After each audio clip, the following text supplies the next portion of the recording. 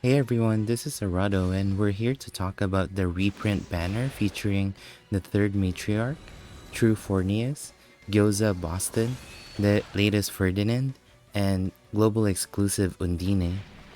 So for Boston, for farming, he is a mix of AoE with a one shot for third skill, and then he is able to do 808 rotation for a single target. And if you have his preview style with the Dragon Fist, you'd be able to inherit the Punishing Fist so that you would be able to improve his farming capability. For hard content, he is able to inherit defensive counter stance from the next style, and then he is an RNG based strength and agility party buffer. So I believe the chance is around 25%, so if you get a lot of procs in a battle, that would be really helpful.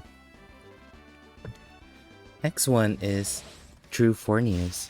So for True Forneus, he is a bossing farmer because of his third skill being a fast and double element and pretty good damage. I believe it's SSS. And then he specializes in two rounder farming AoE. So his second skill, and also if you have free S style for spinning trample inherit. So those two skills he would be able to use back to back on those two rounder and be able to do good damage as well. For hard content, he's mainly a DPS source. He does have some guard up capability, just a self though. And with the homunculus style Forneus, he would be able to inherit a counter stance, which is pretty helpful. Unfortunately, he doesn't have the good status to be able to take any damage if he is out of the counter stance, so something to watch out for. Next one is Ferdinand. So for Ferdinand, he specializes in a lot of single target or random target skills.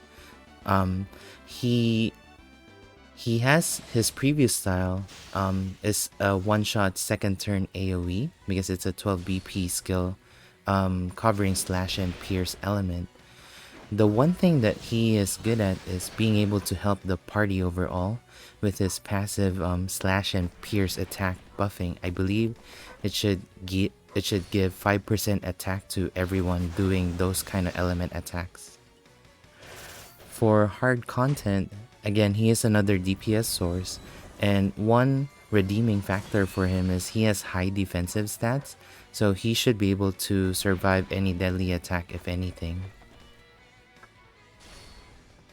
Next one is global exclusive Undine, and she is a really good character from release and even today.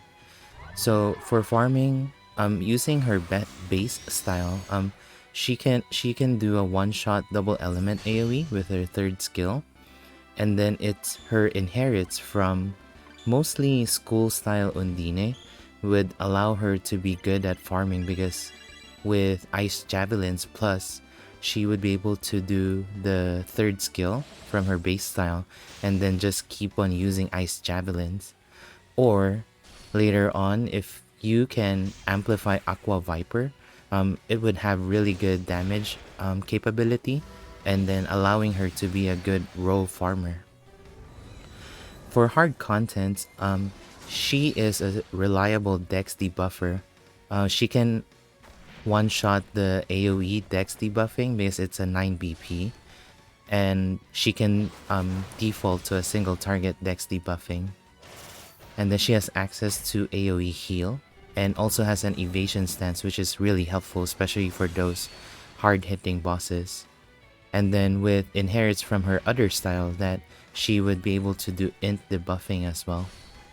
One thing to note for Undine, if you are pulling for her just for the sake of having a dex debuffer, I would suggest, especially if you're low on jewel, I would suggest for you to hold off, mainly because we should be receiving some hammer units in the future where they would have the skill Mirage hit. So I think the first one that has it is Christmas Bokwon. So Mirage hit is a 4 BP AoE that does dex debuffing as well. And lastly, Matriarch. So third Matriarch, she is really good for her base style and of course greatly improves with Inherit.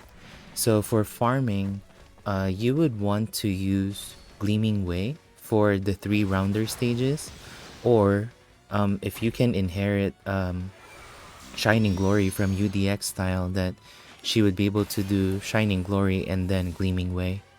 So Shining Glory should be able to help the party in delivering better damage if anything. She's also a solid double element AoE farmer because of the way Gleaming Way works. One factor why she is really good is because Gleaming Way is a good inherit skill for her next style, which is coming by tomorrow's reset.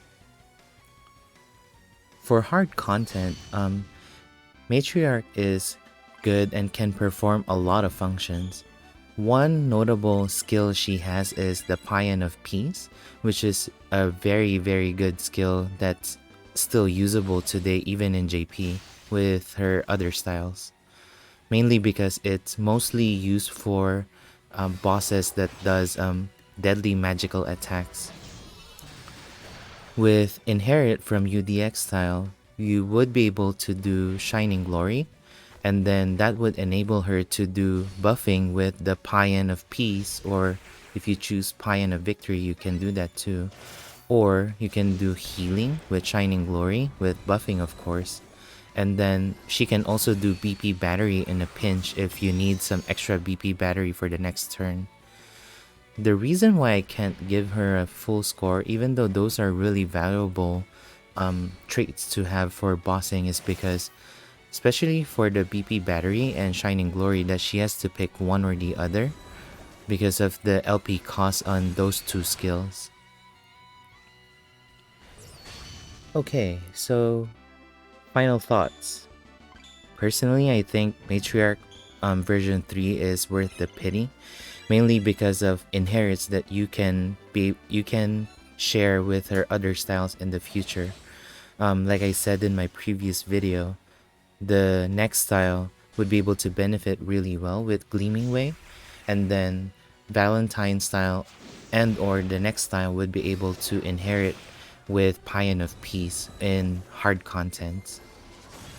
For global exclusive Undine, she is a solid magician with cold, mainly focusing on cold element, and a reliable dex debuffer and healing. Like I said, if you're pulling her mainly because you need a dex debuffer, I would suggest to wait for the hammer units to come in, and maybe those are the units that you would want. Next is for Forneus. I would see him as a good to have at this point of the game, because he only specializes on specific 2-rounder farming, especially on events. For bossing, he can be really good if you have the counter skill. I forgot the name, I'm sorry. The counter skill to be able to counter and help with the dealing damage, especially on those AI battles. For Ferdinand and Boston, they can be skipped unless they're your favorite. Then go ahead and try to pull for them. I haven't seen any upcoming style for Boston or Ferdinand, so I would say whatever we have in global, if you see that it can be beneficial for you, then go ahead and pull for them. Ultimately, it's up to you whether you want to pull for these units or not. My only suggestion is to pity Matriarch, and that's it for this banner. If you're pulling, good luck. If you're not pulling, wait for next week until we get news of the upcoming banner if you're not sure on whether you want to use your jewels here or for the upcoming banner that we're not sure what's coming up. Yeah, that's about it for this banner. Thank you so much, and let me know if you have any questions.